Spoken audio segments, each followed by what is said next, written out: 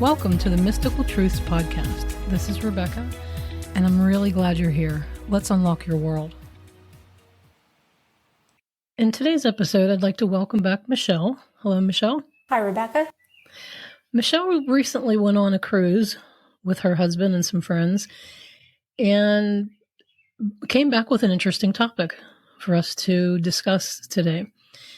So, Michele, let's start with, you made your plans with your neighbors, you went on this cruise and having fun, and then a comment was made that kind of felt odd. Tell us what happened. This was it was a 9-day cruise, and this is about day 7 into the cruise, and we're sitting with our neighbors, our friends, and we're having dinner, and the gentleman says, we're going to come back sick from this cruise. We're going to come back sick. And I said, I'm not going to think that. But Rebecca, it's hard. Like, once somebody plants that idea in your head, it's hard not to attach to it. And I didn't come back sick, but they did. Both of them, actually, which was really kind of interesting. And so the day after we got back from our cruise, the woman called me and said, "Are you feeling okay?" And I said, "Yeah, why?" She says, "Well, I have a cold."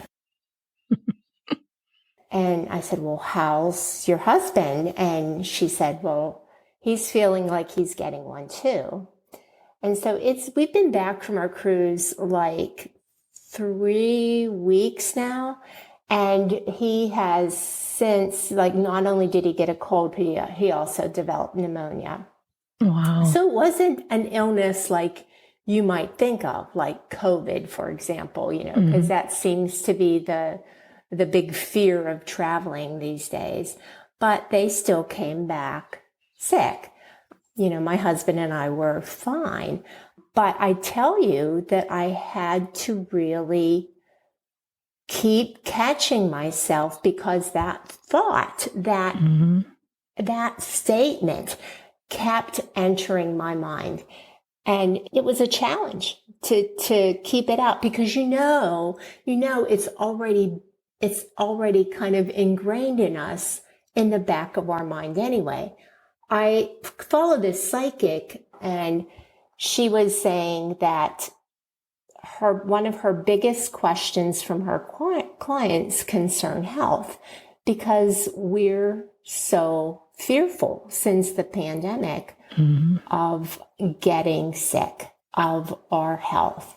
And I know you say to be easy about things, and kind of if things happens, it happens. But how do we deal with this, Rebecca? Self-talk. I mean, it does take a lot of self-talk, and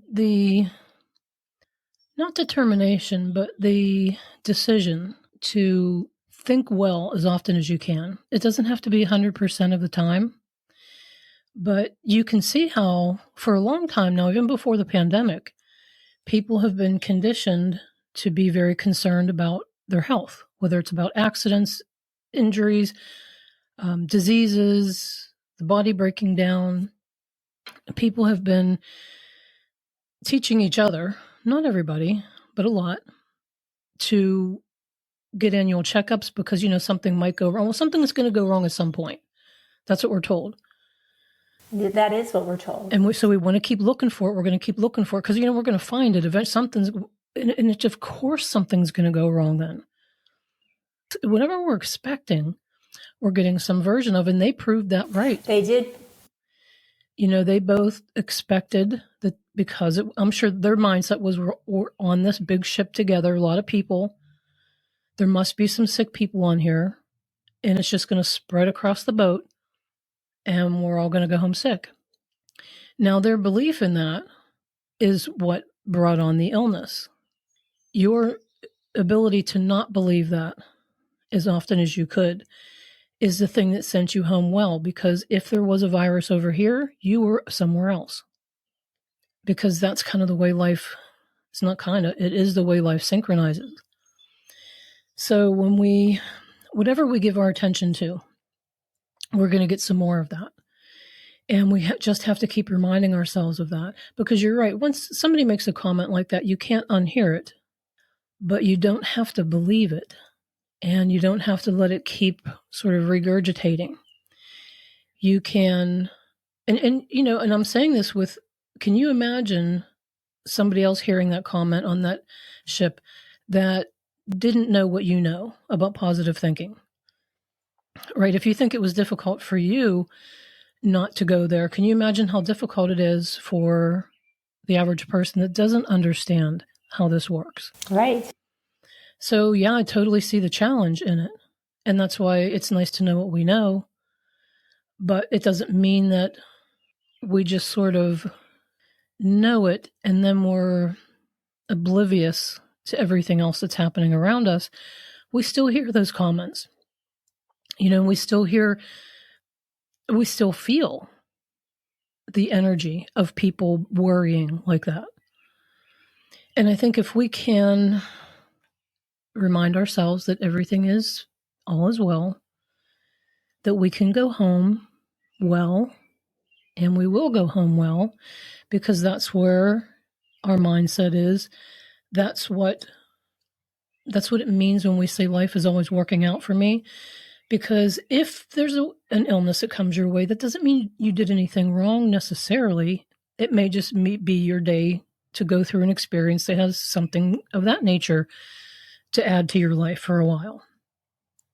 But, I like that example, because when we make up our mind about something, we are going to get some version of that.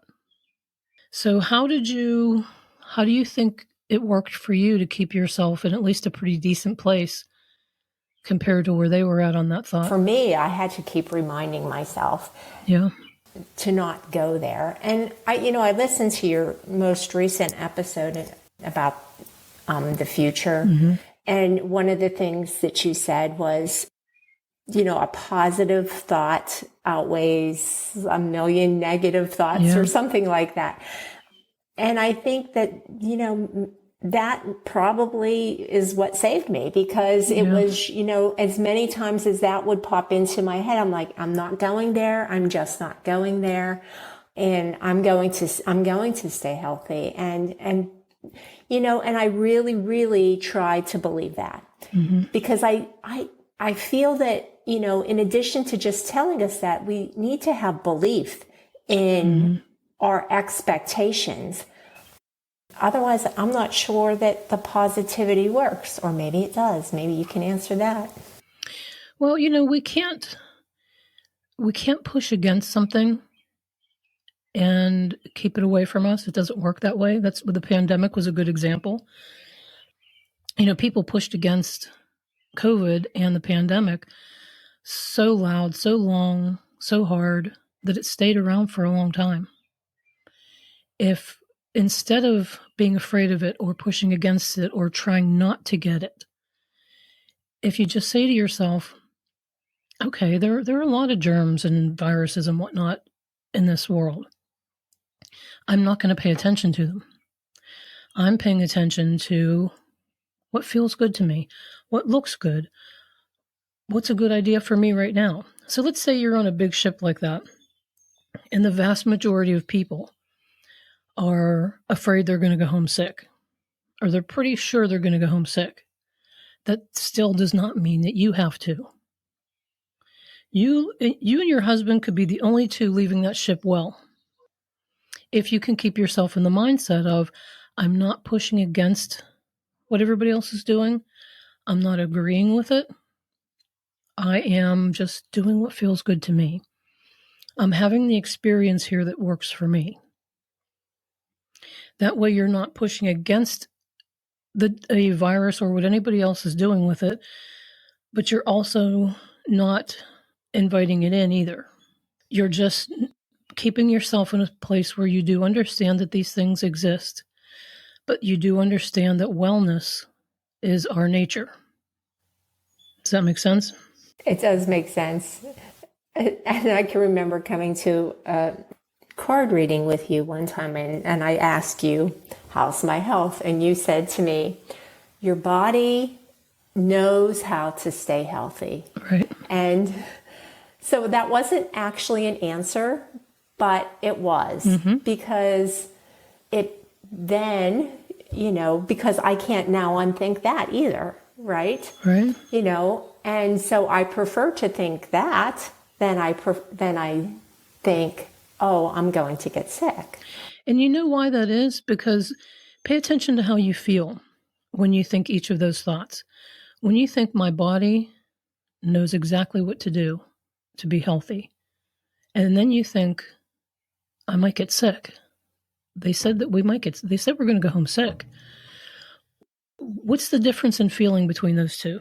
Well, there's a huge difference. I mean, there's a huge difference. One is so positive, and the other is so it's fear-inducing. Yeah. So it's so simple. One feels good, one does not feel good. That's right. So there's the answer. When we're thinking about something that is true, something that is our nature, it feels good because all of creation is giving us feedback that says, yes, that's it, exactly. When we're thinking, I could get sick, and we're probably going to get sick, and that doesn't feel good because all of creation is saying, well, you could, but that's not really how we're seeing it. That doesn't need to be your possibility. So when we pay attention to what things feel like, that gives us a whole lot of information. Because like you said, when you came to me and you asked, what about your body? If I would have said to you, well, I see this is kind of off. I see there's a problem here, or there is a potential buildup of something that's going to be trouble. If I would have alerted you to anything like that, it would have brought your attention to it. And then you would have kept giving your attention to it. And then it would have either developed into something or become something more of something that was already there. So it's my belief that so what if there's stuff going on? Your body knows what to do with it. Remind yourself that your body knows how to heal itself and get on with something else that feels good. Right. And that's exactly what Jesus did. When people came in front of Jesus just with all their sicknesses and whatnot, he didn't see any of that. He saw their wellness. He saw their wellness so strong, so purely that they saw it too. And that's how they healed. Because he even said, you all can do this. This isn't a trick. I'm not healed. Nobody's broken. I'm not fixing anybody. I'm just seeing their wellness so intently that they are now seeing it too. And they're dropping all the resistance that has brought on all of these health conditions. People say, well, we should be aware of what's happening in our body. We should get a checkup and we should get tests done and we should make sure that everything's okay in there. I'm not saying to not do any of those things. I'm just saying pay attention to how you feel. Do the best you can to feel good as often as you can. And follow that. Right? Let that be the way you be. And you will be fine. One of my grandsons had strep recently. And it's pretty rare that I get sick. But after a number of days, I thought, I wonder, like my throat feels a little, is it the weather? So I looked at my throat, and sure enough, there were some white spots. So I thought, okay, I'll go for the antibiotic. Just felt like the better option. So I made a doctor's appointment, which I have not made in years. I had to find a new doctor because it had been so long and I have different insurance. So I made a doctor's appointment and I went in, and in the computer, she looked and she said, oh my, you need to have an EKG, you need a colonoscopy, you need a breast, what do you call the smashy thing? Mammogram. Mammogram, that's it.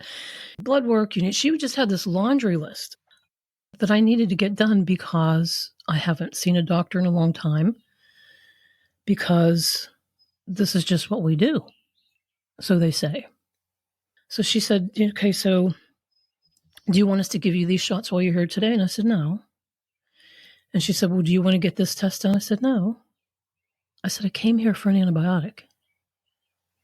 And it was astounding that, there's just so many things that I should have had done by this age that I have not had done. Everybody can get them done all day long if they want to, but for me personally, unless I feel like I want to go get one of those done, I'm not going to go, because I'm listening to my body, and I'm allowing my body to tell me if it would like any help with anything. Not that it needs it, but if it does, I'm in the way somewhere, and that's okay. That's when we go get the help.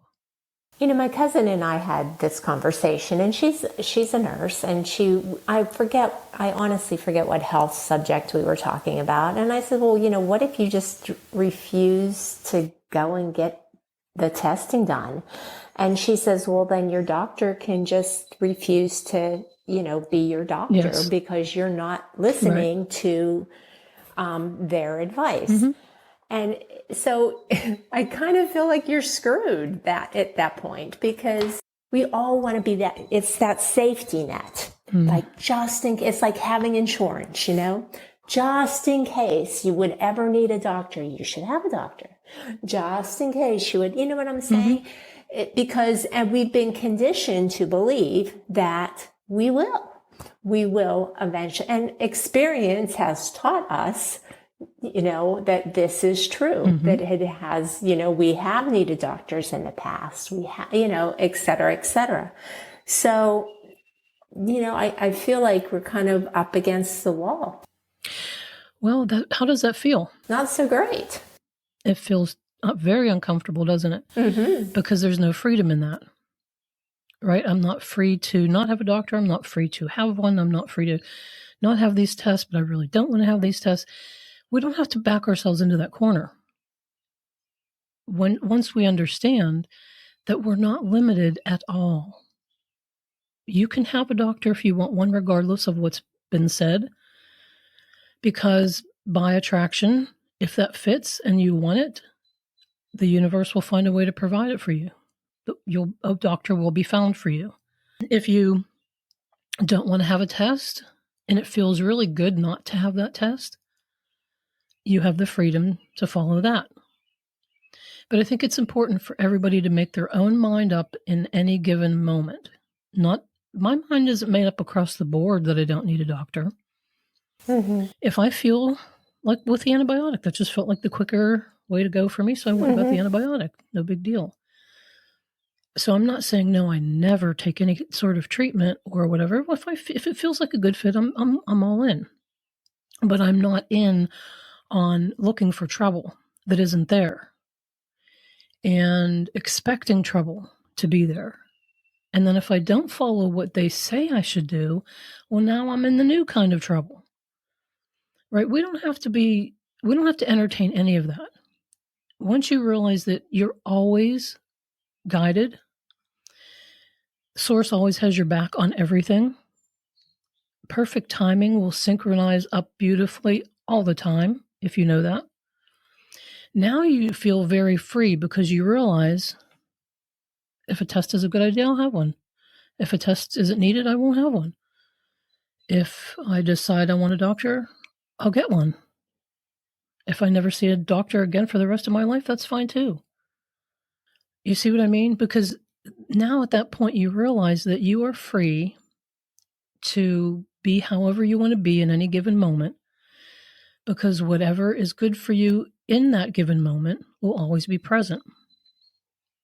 So now nobody else owns your experience but you. And that's true for everybody, right? Absolutely. Like, you own your own experience. You have your own journey. The thing is that our experiences intertwine with other people who we're really close with. So what one person is experiencing, another person, so if something comes up with my children, mm-hmm. Then I'm automatically pulled into that. And maybe I shouldn't be, but I don't know. Well, if something comes up for one of your children, will you be more helpful to them if you're in worry and fear? Or will you be more helpful to them if you're in trust and ease? That makes a You lot see of what I mean? sense. And that's another thing that Jesus taught us. In the way he bead, his message was basically, if I see you as sick, if I worry about you, if I get in the mud with you, I cannot be of any good to you. Because now we're just dirty in the mud together. Mm-hmm. But if I can see you as well, if I can see you as just fine where you're at, even in all of your illness or your disease, your injury, if I can see the wellness in you, then you may see it too. It's okay if you don't, but that's the only way you really stand a chance. You know, what good would it have been if he or any other teacher taught us to figure out where our illness came from, what we did wrong to make it happen, what we should hurry up and do to get rid of it? I mean, that's what we're kind of told we're supposed to do in conventional ways, but that doesn't, it's just not working, is it? No. If it was working, we'd have way more wellness than we have illness. Right. And, and in some ways it's like, we're not allowed to get sick. You know, if you're working out there in the workforce, your employer is not very happy with you if you are sick. And so that just does nothing but increase the fear. Sure. And that's one thing that the pandemic did help us with. It made it more acceptable to be sick. In other words, during the pandemic, it was, oh no, please don't come to work if you are sick. But before that, it was, get in here. We don't care. Right. Just work anyway. Take a pill. Do something. Keep working. So we had a lot of benefit that came out of the pandemic, and that was one of them. But you're right. Employers do still not want people to be sick, and which makes sense. You're hiring these people. You want them to show up and work. But I think we also have to be compassionate that people do get sick. They do get injured. Does it have to be that way? No. But is it that way? Right now it is. Right. Is it wrong when somebody gets sick or gets hurt? No, it's not wrong. We're all on our own journey. We're all tripping over things sometimes. And honestly, for people that don't understand how healing works, they should pay attention to any medical practitioner that is saying, come and get your checkups. Because when you don't know that your body can heal itself and you don't know that your thoughts mean everything, then you need a backup. And that's why we have conventional medicine. Because for a long time we've been convinced that life happens to us, not with us. And when you think life happens to you, there's no power in that. And there's very little power. That's right. But that's also, I think, a hard concept to truly wrap your head around.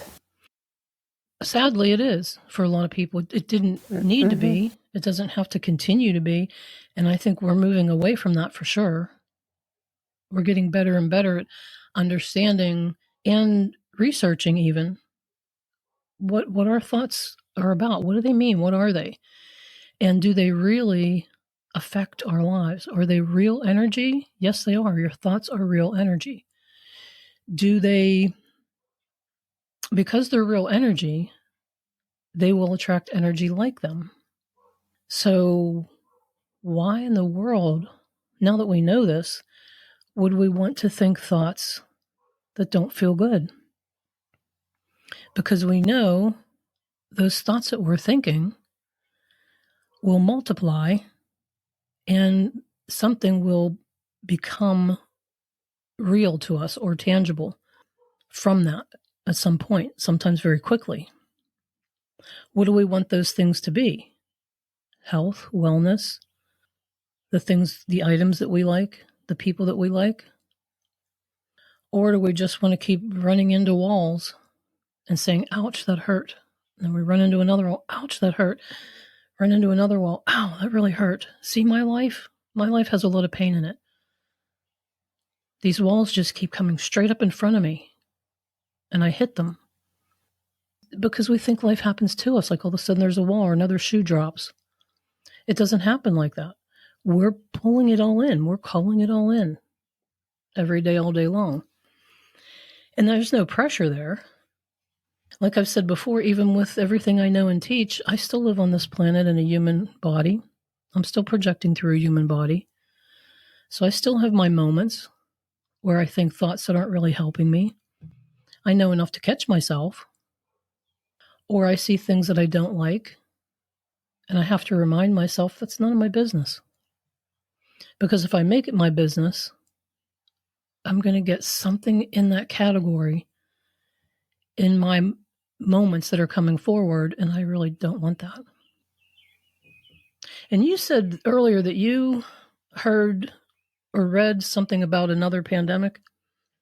Yeah. So and this was a while ago, and it said, it was like one of those Apple News things, because I don't watch the news on TV, and the little bit of news that I do get is usually from my phone, just in headlines. And it said, basically there is no way we could get around another pandemic. And then I was sitting with a group of women celebrating one of my friend's birthdays, and the subject of the pandemic came up, and one of the women said, well, do you think that there's going to be another pandemic? And this woman who was in the medical field said, well, I don't see how there couldn't be, because there's always viruses around. There's always new viruses that are coming out. And so, yeah, there's going to be another pandemic. It's just a matter of when. And I even said to her, look, I can't buy into that. I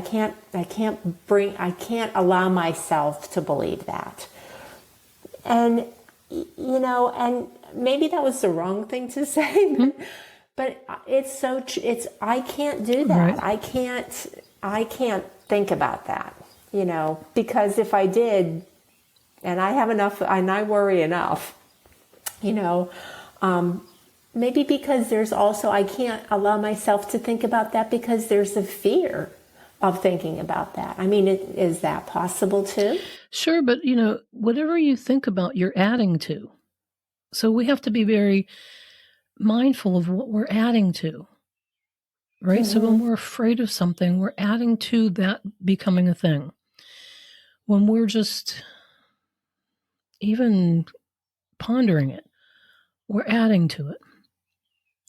So will there be another pandemic? There does not need to be. Could there be an epidemic, which is a lower level? Doesn't need to be. And that's like you mentioned the last podcast I just did, the story of our future. How do we want it to be? Because when people keep saying things like that, like, well, of course we're going to have another epidemic or pandemic or whatever. Of course there are going to be more people that get cancer. Of course there are going to be more car wrecks. Let's just keep telling that story, and then we're going to have this shit show for a long time. Or we can say, yeah, there are a lot of bacteria and viruses. And if people only knew microscopically what they were living in every day, it wouldn't look pretty. It just wouldn't look pretty. I was in the medical profession for a lot of years, and the things that we don't know that are on our body, that are useful actually, that look pretty creepy. There are good bacteria. Oh, yeah. There are ones that we don't like so much. In my opinion, when we get a virus or something like that, it's just life's way of saying, okay, you need a timeout, check out. Let your body do what it does. It knows how to decode everything. Just go sleep or do something that just gets you out of the game. Because it's not about the virus. It's about you needing to check out of the game for a while. That's why these things come at us. In order for your body to be a good host, it has to be in a vibrational frequency where those bacteria and viruses live. So if you keep yourself in a higher vibration than where they vibrate at, they can't jump on. You're not a good host. They can't survive on you, right? So that's another way to not just think of it, it's another way to see the reality of it. If you don't want to be a good host, for trouble, then don't keep yourself in the vibration where trouble exists. Because those bacteria and viruses, they're not here to torment us. They're here as part of the whole mix. They're here because this is a world of contrast and variety. And we do have the wanted and the unwanted. Right. And they're doing what they have to survive as well. Right. And they're also doing their part. Yes. Because when we need a reminder that we need to check out of the serious stuff that we've gotten ourselves involved with, they're there. They're there for us. They're helping us out. But what have we been told? They're bad. They should go away. This should never happen. Be afraid of them. Why be afraid of them? They're our teachers. Well, and in some ways, you know, like we've backed ourselves into getting possibly more ill because we're so clean now. We Yeah. you know, we sanitize everything. We're always our hand sanitizers, or, you know, the washing the hands, the Clorox wipes, the this, the that we don't know what it's like to really experience and have our bodies develop antibodies to germs. Well, sure. I mean, it does us no good to live in a bubble while we're on this planet. It doesn't really help the body's immunity. It doesn't help us have fun to live in a bubble where we're afraid of this planet or the little creepy crawly things on this planet. You know, our bodies know how to adapt. Our bodies know how to survive and be in this environment. They were designed to do that. We're the ones that tell the body, oh, you better be careful. You better sterilize this and you better sanitize this. You know, I remember years ago where we had antibacterial everything for a while. Even like the high chair trays were antibacterial, and there were so many, and we found out, oops, that was a problem. We antibacterialized so much that we started having a problem with bacteria. And the overuse of antibiotics was another problem. Right. And people not taking a full prescription, taking half, they mutated, you know, all this stuff just because we were so concerned about bacteria. Well, now we've changed that to viruses. Instead of recognizing that if we just feel good and we just live in this environment, we're okay. You know, I would much rather see somebody that's in a very happy state, in a very trusting state, live in filth than see somebody who is in a unhappy, worryful state live in a very, very clean environment. Because that one who's in a downer state will attract something from that fresh, clean environment that's a problem. Or that happy person living in filth will not have a problem because you can't attract what you're not equal to. You know, you can walk through filth and come out fine. You know, you can walk through a clean environment, what looks like a clean environment, and come out with a problem. You know, we're so wrapped up in fear, I think, that and our belief system, which has changed so much, in all honesty, from when I was growing up, because I'm certainly not young by any means. But you know, we're trying to be, you know, safe. We're trying to be clean. We're doing everything to protect ourselves because of fear. And although I think that's good in some sense, I feel like, you know, we're missing out in some ways on fun, on enjoyment. We try to figure too much out. You know, I remember we're just not as smart as we think we are as a race. I remember when I was younger, a few times in elementary school, there was lice, and we were told that it was the dirty kids, the kids that weren't well taken care of at home. And what the world came to figure out was that lice does not like dirty hair. It doesn't like greasy hair. It likes the clean hair. And so people thought they were so smart to figure out that it was, the dirty kids that were spreading it around, when lice doesn't even like that kind of hair. So it just goes to show you that we make our minds up about things. We try to figure things out. We assume a lot instead of just holding our own counsel, right? What feels true to me?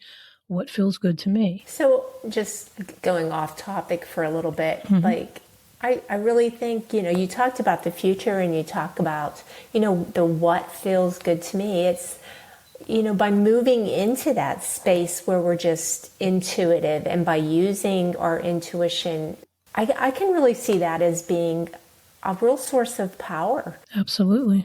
It reminds me of, like, this is how it, like, comes together in my mind, is that we are here on this planet with more guidance than we can even imagine, all the time. Never stops. It's always there for each one of us, always.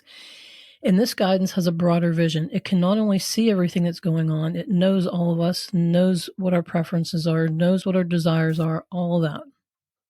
We multitask and know a whole lot when we're not in a human body. But right now we are projecting this focus through this human body. And with all of that, intelligence, guidance, love, here we are banging around saying, well, you know what? I'll just do this myself. We just sort of tune out all of that stuff that is right there for us because we've been conditioned to think we are doing this alone and that the guidance might be there for other people, but not really for us. And so we are saying, I will figure this out. I'll decide what to do. I'll just make a decision about what's good for me. I'll look around and see what other people are doing, and then I'll make a belief from that. And we've done it long enough that it doesn't take us long at all before we have the new ones that are coming in convinced too. Just like the same thing happened to us. We came in full of trust, knowing that we have a guidance system, knowing that if we just pay attention to how we feel, we'll be fine. And if we trip, we know that there's a good reason why we tripped. And we'll go ahead and take the fall, and we'll see what kind of honey's in there for us, and we'll just look forward to what we want next, because now we have new clarity because of that fall we had. That's how we came in. Yeah, but go ahead. I was going to say, I don't think, sometimes I don't even feel like I have a guidance system. I know it's there, but I don't feel guided in any way. So I feel like, when you don't have that, that ability, you feel like you are kind of on your own. And Sure. then the other thing, yeah. And then when I do feel like, I'm being guided, I don't trust it. Sure. Because, it's a difficult thing to do because it happens. I don't want to say it happens infrequently, but it doesn't happen as frequently as not feeling no guidance does. Sure, because it's been a long time. It's been so long since you felt that the true nature of that it can be a challenge to trust it when you do feel it. Because we get so caught up out there in the world. Our attention is out there. It's not right here where we're at. When we can bring our attention to back here, where we are, and not just the body, I mean just where your consciousness is, where your real thoughts happen. If you can, the more you can be there, the easier life is going to get, the more you're going to sense your guidance. And here's a good question for you, Michele. If you're being guided, what does that look like? How should that show up for you? What do you want it to look like? Well, I just feel, I feel like this is the right decision. Like, I know it's not a matter of, there's not a question in my mind. I just know, and it feels good. So that's when I feel like I'm being guided. If I have a situation and I'm not sure how to approach it, and I just sit with it for a while, and if I feel guided, I'm like, I know this is what I feel like I need to do, because I'm very feely. That's more how I am in tune with, the divine or the universe or whatever, my guidance system, I feel. But sometimes I just know as well. And so, if it feels right, if I just know, then I feel like I'm being guided. Right. But so many times, like, I feel like I'm just in the midst of chaos and I'm stuck. I'm lost. I just don't know what to do. And that's when you know you're more out there than you are in here. Your focus is more out there in the world than it is right here where you're at. So that's when you want to reel yourself back in and say, all right, let me just take a breath and center myself again. Because this is where my guidance comes from. It doesn't come from out there. It comes from right here. Because as we grow up, we are taught and we get very used to, if I want guidance, I go and talk to somebody. I make an appointment. I seek a friend. I have a conversation. I read a book. I watch a documentary. I write my pros and cons list. We've been taught about all that external stuff when that's not really where our guidance originates from. Those things might be an assistance to it, but our true guidance comes from right here inside us where we're at. Just like you said, you get a feeling. This just feels like I should do it. Or this just feels good. Or I just know I want to make this phone call. Or you get you just heard something in your mind. You just heard something. And it makes sense, right? Maybe you're wondering, which color outfit should I wear on Saturday? Which would be the best one for me to wear? I have 3 different colored outfits. I like them all. I look good in all of them. Which one should I wear? And then you let it go. And at some point you hear the red one. And you think, was that me? Did I hear that? Or did I just think that? Just pay attention to how it felt. You can tell you didn't generate the thought. And then go wear the red one and get on with your life. And that's true. Because sometimes I'll be like, okay, which way should I go to get to a place? Because, there's various roads that will get you, different ways you can get to the same. And I'll say, which road should I take? And you just know. You just know.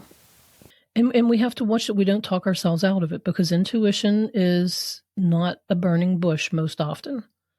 It's that subtle stuff. But the more you pay attention to it and the more you just go with it, just trust it and go with it, the more you begin to remember what that was like. Because you knew it as a child, especially a very young child.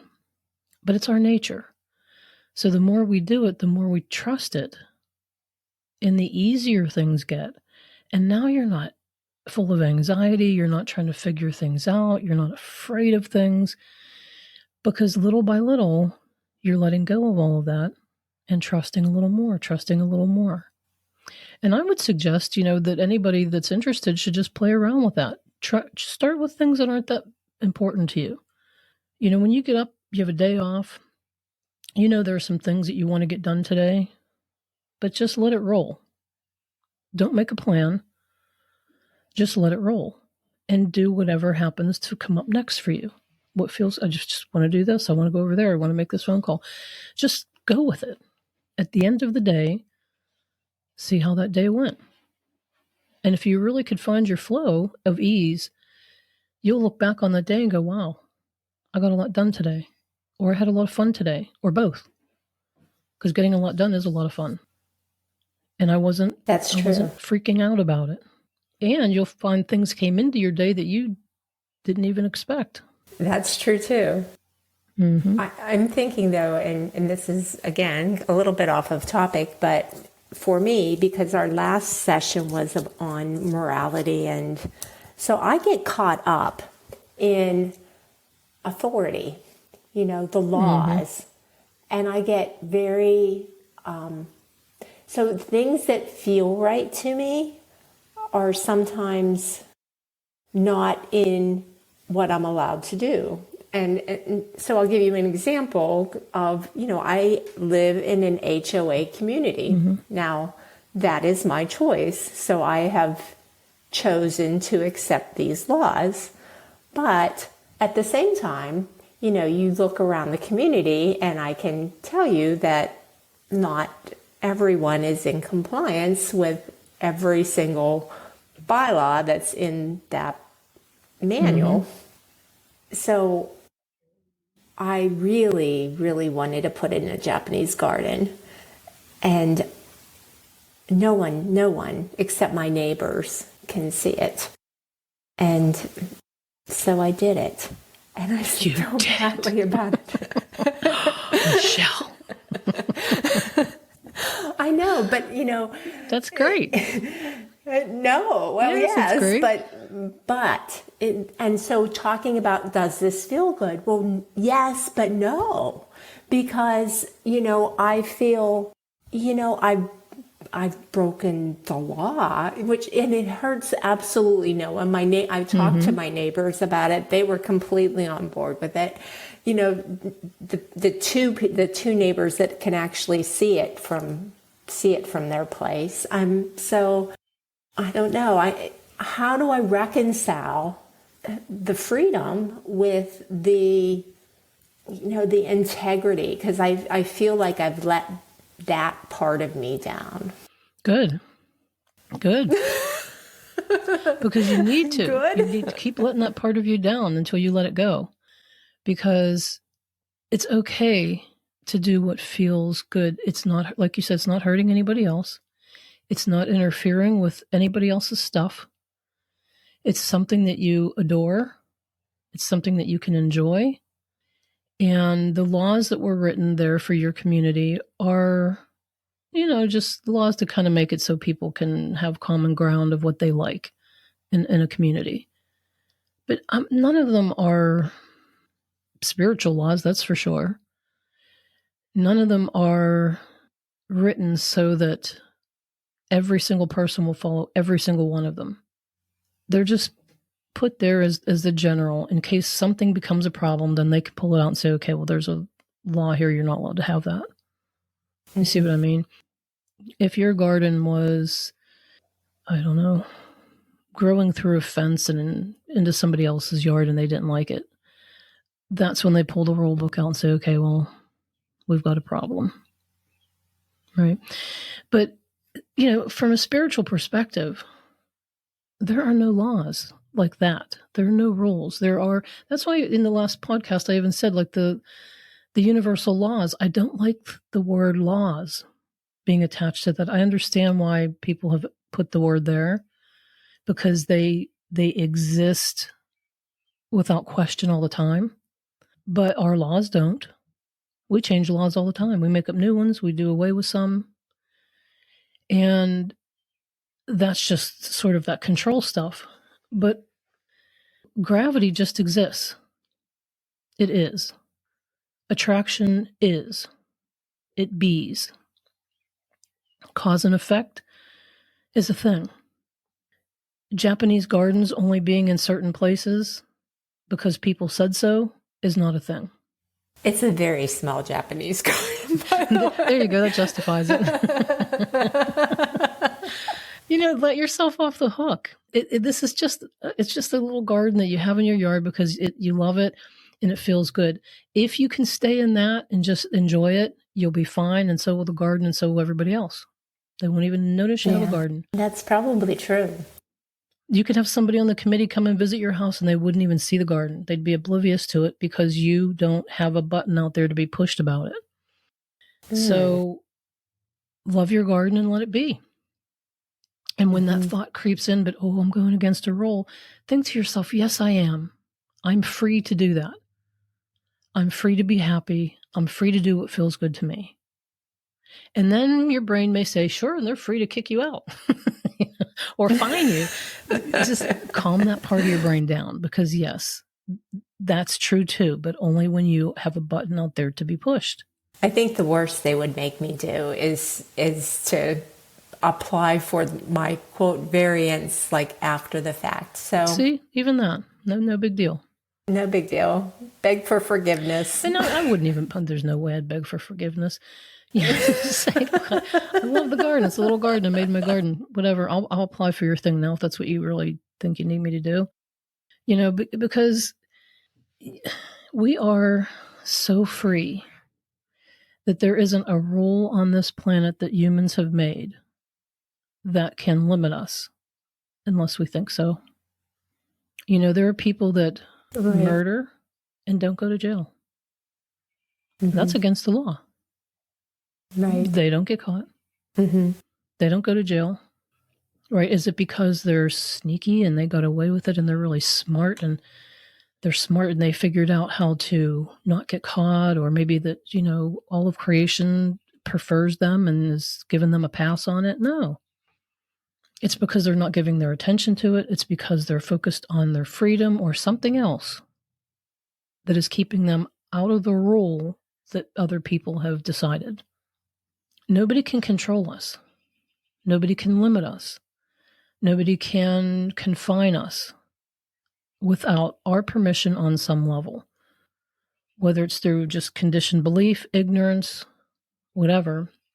We're the ones that are matching with that then.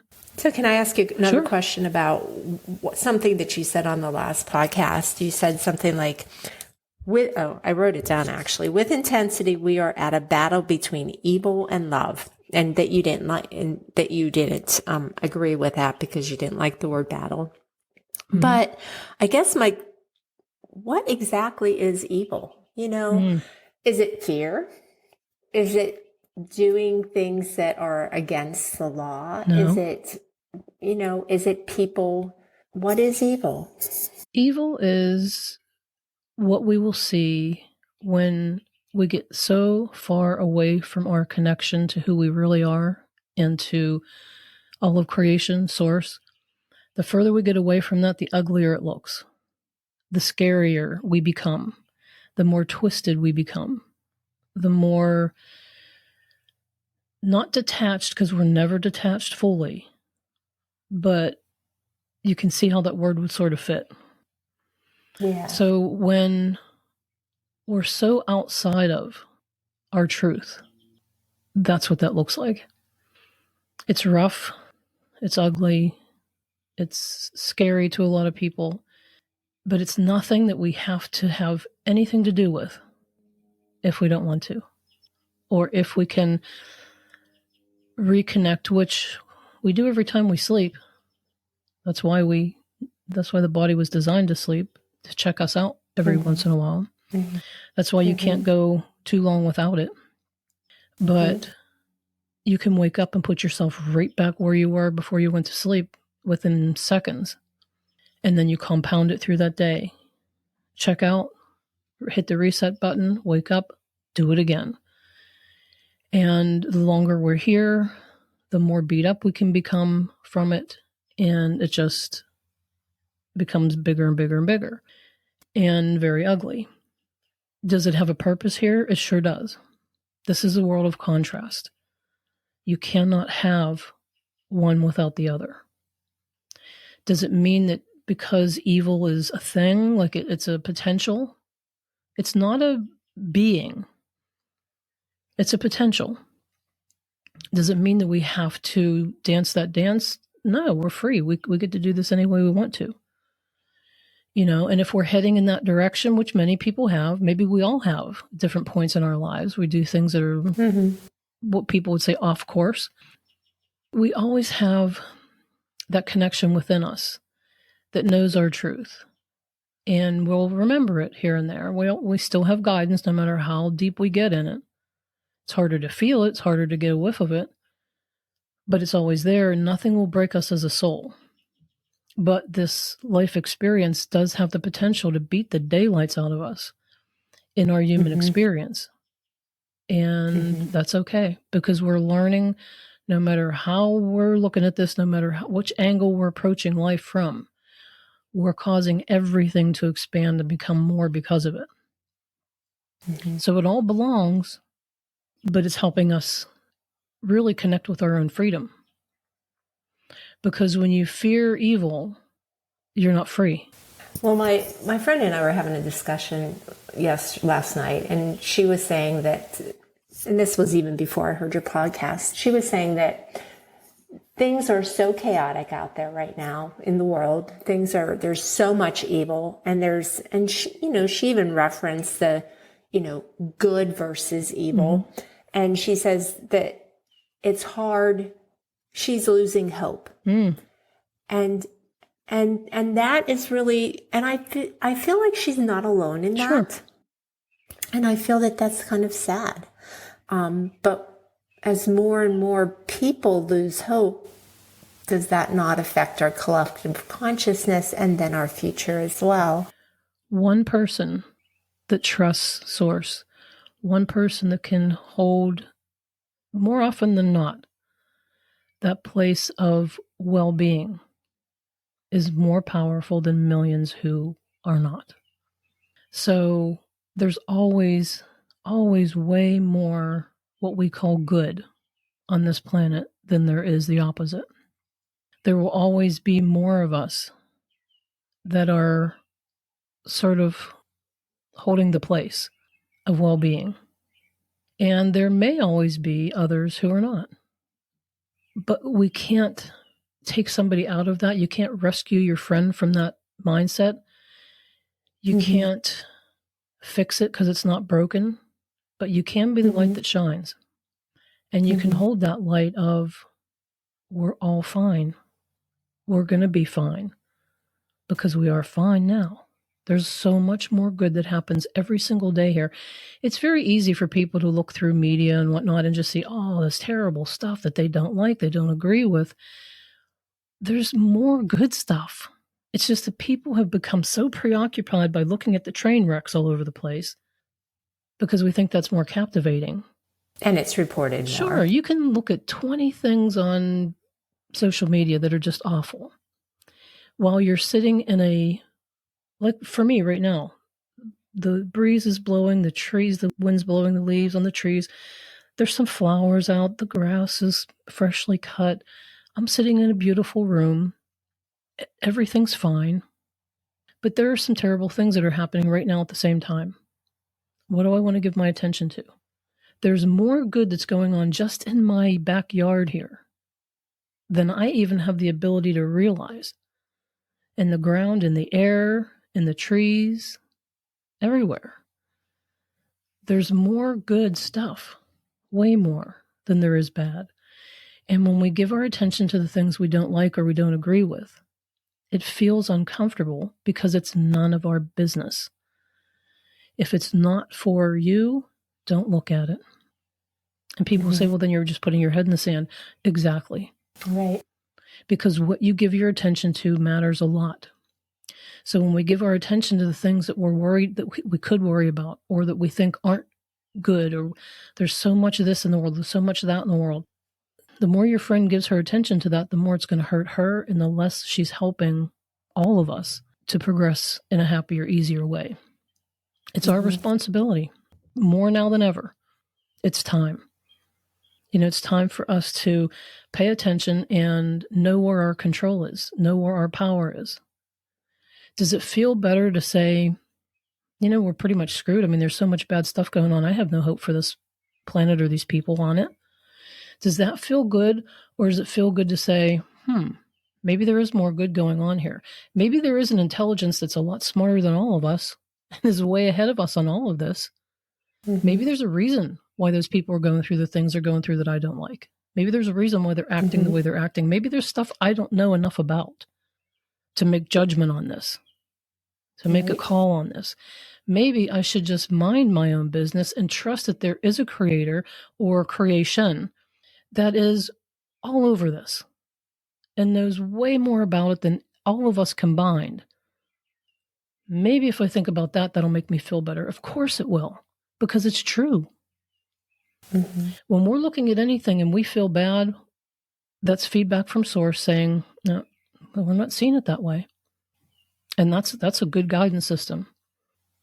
If we can just pay attention to how we feel, we'll trust more and more and more, because that guidance system is literally guiding us. When people say, I don't have any guidance, yes, we do. Every one of us does. It might be subtle. Sometimes not so subtle, sometimes very subtle. But when we pay attention to how we feel and we pay attention to those inspirations that come through, or that little urge that comes through, that little thing where you say, I just know, or that feels good. Even when somebody's saying, no, don't do that. If it feels good to you, do it. Head in that direction at least. Because your guidance might not be saying, oh, yes, actually do that thing. Your guidance might be just look in that direction, okay? Just go ahead, look in that direction. Because then you're going to get another thought that leads you over here, and then one over here, and then one over here. Now you're in a totally different place than where that thing was you were headed for. And it all worked out beautifully. Because we trust. Right. Because we trust, and we're in the place of ease. Yeah. And we're in that place of rejuvenation. Yeah, and your friend may not have the ears to hear, but you could say the next time she's worrying like that, you're not helping. Say, I love you very much, but you're not helping. I did tell her that, actually. I mean, sometimes we just don't want to hear that because we think we're helping by worrying about things. We're helping about, pushing against it and make it stop and tell people how we think they should be. It doesn't work that way. We've tried that for a lot of years. It's just, it doesn't work. So, well, Michele, this is so funny because we started this conversation tonight going, I don't know, what should we talk about? And we've been talking for a little over an hour. So Great. This was fun. Yeah, it was fun. Thanks so much. We came up with some interesting stuff. I think that'll be good food for thought for a lot of people. Yeah. Yeah. And I think it's funny because after this conversation with you, I feel a whole lot better. I feel a lot less fearful. Good. And I actually do feel rejuvenated. So it's kind of, so my card wasn't exactly wrong, right. I don't think. That's right. Just for those of you out there, Michele pulled up a card yesterday for, what should we talk about? And she pulled one up today. It was the same exact card both days out of a Oracle deck. And the card was rejuvenation. Yeah. So there you go. So thank you for that. I appreciate it.